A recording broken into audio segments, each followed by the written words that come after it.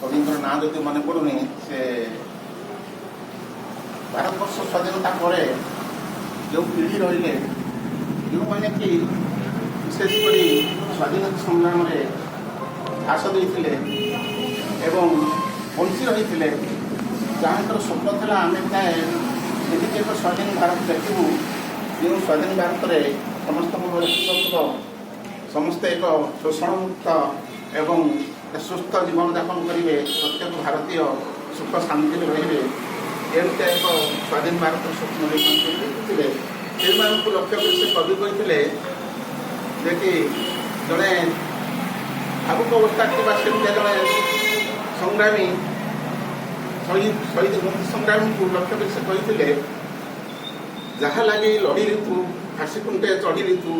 कारागारे सड़ी ऋतु पाई छुई तारे अविकल तेरे कह आखिर निआ छड़ा छड़ा और स्वाधीनतार परवर्ती पर्यायर आज यही कविंकर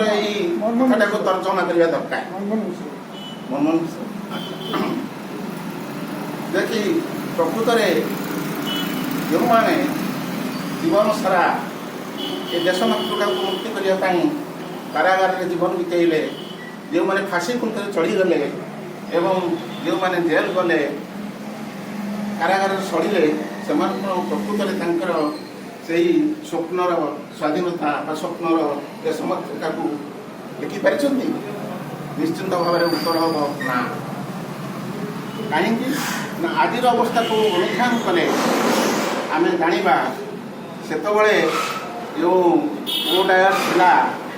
से बंधुक मुନରେ हजार हजार भारतीय प्राणनाश करथिला किंतु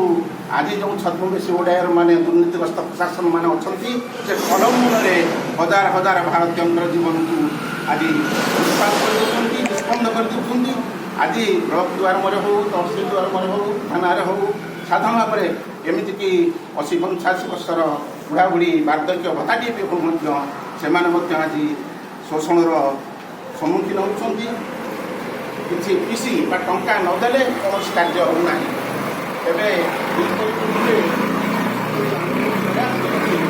प्रयास उद्योक्त मान साधुवाद जनाऊँ जहाँ हो जदिव आज यह एक गोटे बुधद्वार भितर किंतु यह गोटे मुक्त मंच हवा दरकार एवं जहाँफल आम साधारण लोक से किसी सचेतन हे आम जो सचेतन नागरिक मंचर कर्तव्य हो सहीटा जो मैंने देशपाई जीवन देती आज जो समय आसी मूल्यांकन कर आवश्यकता पड़ुची से गभीर श्रद्धांजलि देवार आवश्यकता पड़ुची और आज जो नूतन पीढ़ी आसुँच जो छात्र छात्री आसुँच जो युवक मैंने अच्छा से विषय में अवगत हवा दरकार जो इतिहास अवमूल्यन होती सठिक मूल्यांकन करने दरकार जो आगामी दिन आमर ए मंचर विशेषकर युवक मैंने सब निर्णायक भूमिका नहीं था शक्तिर उत्स से पाखे शक्ति अच्छी से पाखे गोटे जागृत भाव अच्छी तेणु से जागिले देश जाग एति अनुरोध कर विशेष आगामी दिन में यही शहीद मैंने जो अच्छा